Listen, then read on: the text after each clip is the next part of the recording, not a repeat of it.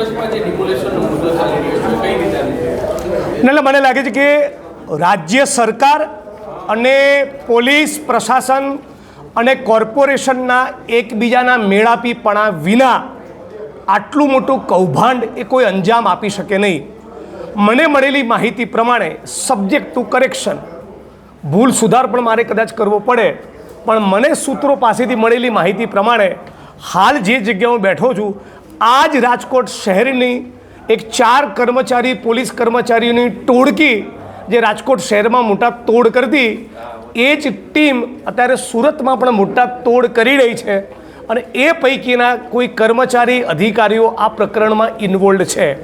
વત્તા મીડિયાના મિત્રોએ ચલાવેલા વિઝ્યુઅલમાં ટાઉન પ્લાનિંગનો એક કર્મચારી અને પોલીસના બીજા 3 થી 4 કર્મચારી જે પૈકીના 1-2 લોકો મોઢે રૂમાલ બાંધીને પણ ઊભા છે અને મ્યુનિસિપલ કમિશનરનું એવું કહેવું કે મને શું ચાલી રહ્યું છે, શું ઘટના બની ગઈ, કોણ આવીને તોડી ગયું, કોણે બધું બુલડોઝ કર્યું, કશું જ ખબર નથી. તો ભાઈ તમે ચૂપચાપ રાજીનામું આપીને ઘેર ભેગા થઈ જાઓ ને.